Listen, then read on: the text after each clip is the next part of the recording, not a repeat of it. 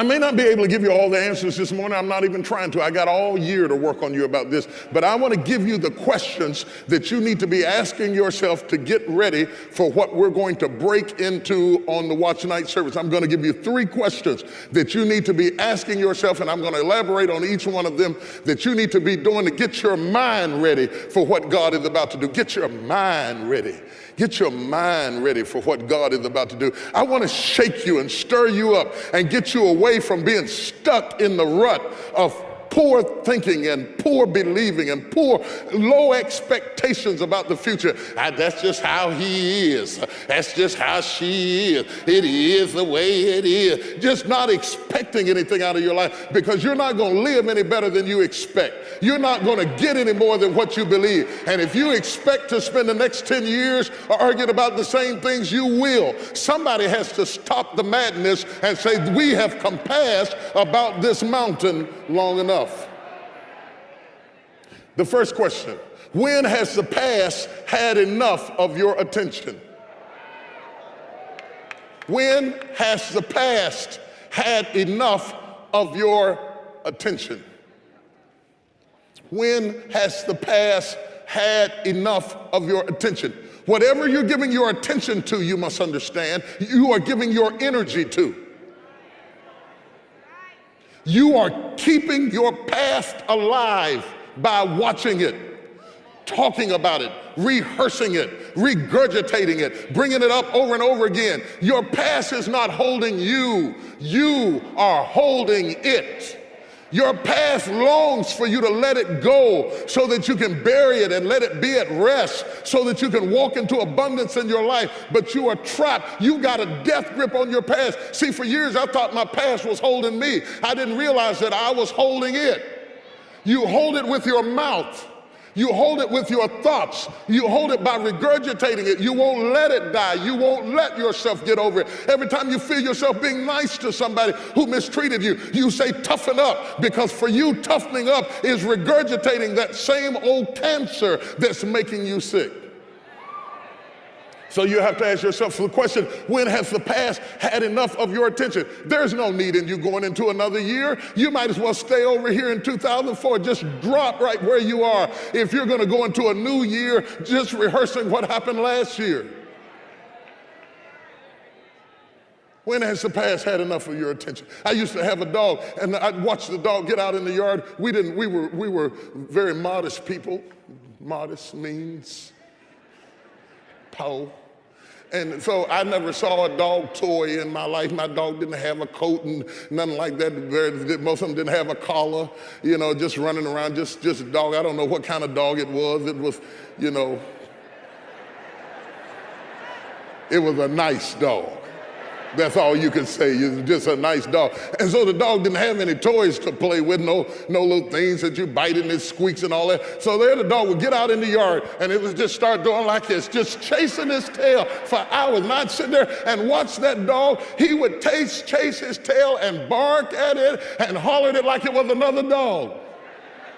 I don't know about his mental reasonings or anything like that. But it was amazing to see how engrossed this dog would be with chasing his tail around and around and again, and just having a great big relationship going around in a circle till it would finally just wear itself out and lay down out of breath. I wonder if you've been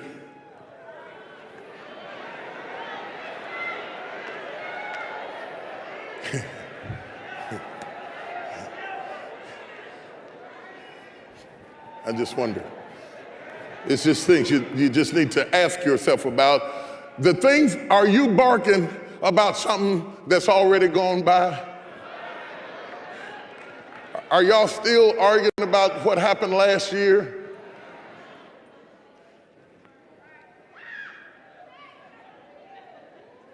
I want to give you a visual so the next time you start going at it, you know, you can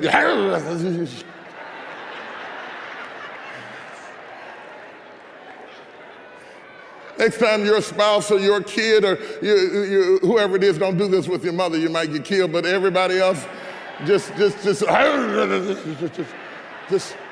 chasing the same things again. You'll never be productive like that.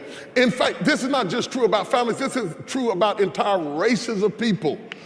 You can retard your progress when you cannot move beyond what happened.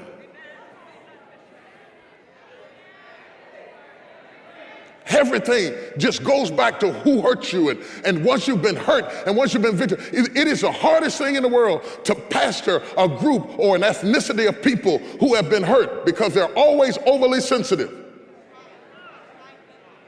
And as a religious leader, it's difficult to pastor people whose history lends itself to pain, because when people have been hurt in the past, they already have a preconceived disposition to being hurt again. I'm not going to be in no church where I can't shake my pastor's hand. Everything offends them. Everything. You don't even have to know them to offend them. When people have been hurt, they'll come up to you and apologize, and you have to forgive them. You don't even know what they did because they got offended without you, they fell out without you, and they get restored without you, and you never did anything to them. You just smiled through it all because it's all happening in them.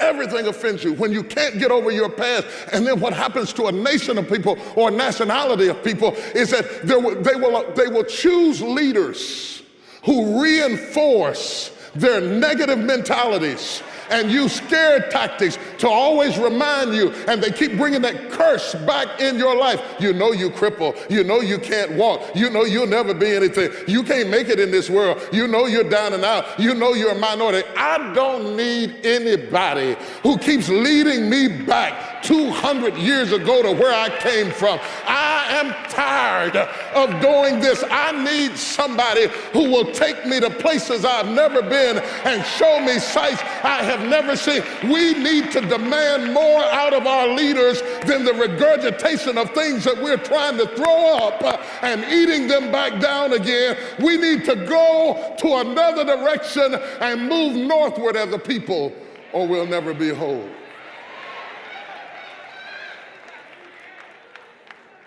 Sure, we need to study the past, but there's a difference between studying it and staying in it. Are you following what I'm saying? Sure, we are aware that everything is not over and all of our issues are not healed. But many, many times we increase and sabotage our own success because we allow ourselves to be defined by who we are, and we refuse the opportunity to become who we could be.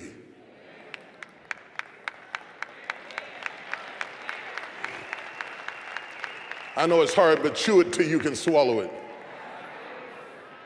A family is cursed to wander when it is led by a leader who will not be healed from past hurts and move on. It's a terrible thing when you as a family are led by somebody who is hurt by something they can't move on. They infect you with their hurt disposition. They infect you with their fears and their angers and their prejudice and their biases. It doesn't matter whether it's the dad or the mom, and sometimes people have both. When one of them has been hurt, they infect the kids with the same fear. Child, that's how men are. That's how your man was.